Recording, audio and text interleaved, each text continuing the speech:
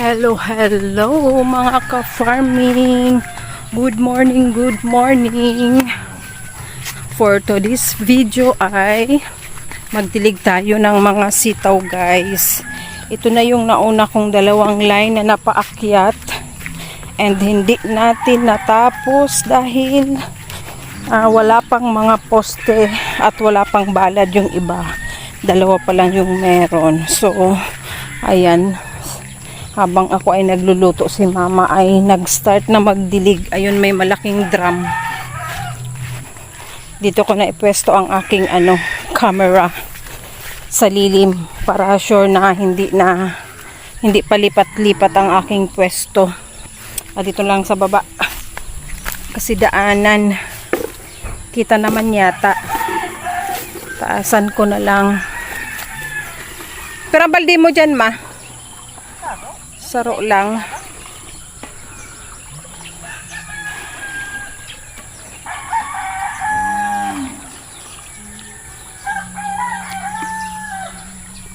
Saing kapas na? Kabanga na?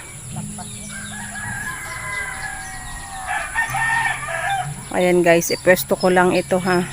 Kukuha ako ng timba.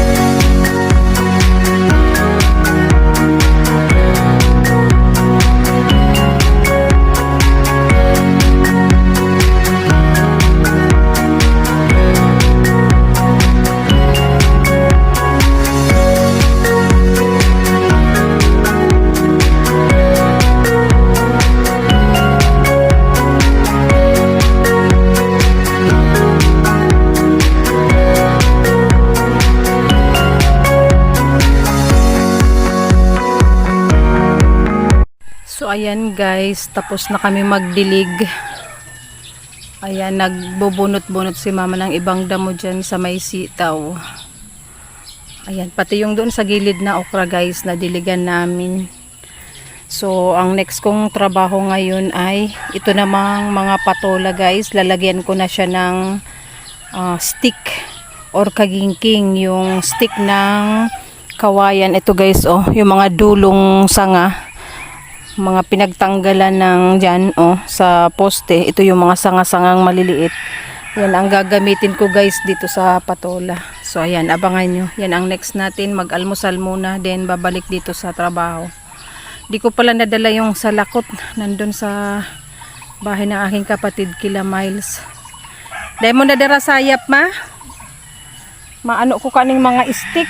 I-ano ko na, iturusok ko na igdi. Dito nga oh, kailangan mag ano, dugtong. So ayan guys. Thank you for watching. Mag-breakfast muna kami, ha? Mag-break.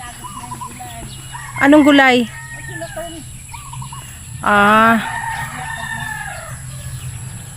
Sige guys. Kuha muna ako ng ano namin. Yung tirang ulam kagabi. Mag-breakfast muna kami din. Ito na next gagawin. Na ano ko na to, na fertilizer ko na kaya mataba na. Pero kailangan nang lagyan ng stick para umakyat na sila. Mas mabilis kasing lumaki yung mga ganyan pag pinaakyat mo na sa balad. Kisa yung nakagapang sa lupa. So thank you for watching guys. Same day vlog, same day edit. Maglalagay lang ako ng music sa time-lapse. Bye-bye. See you later, guys. I-upload ko na to ngayon.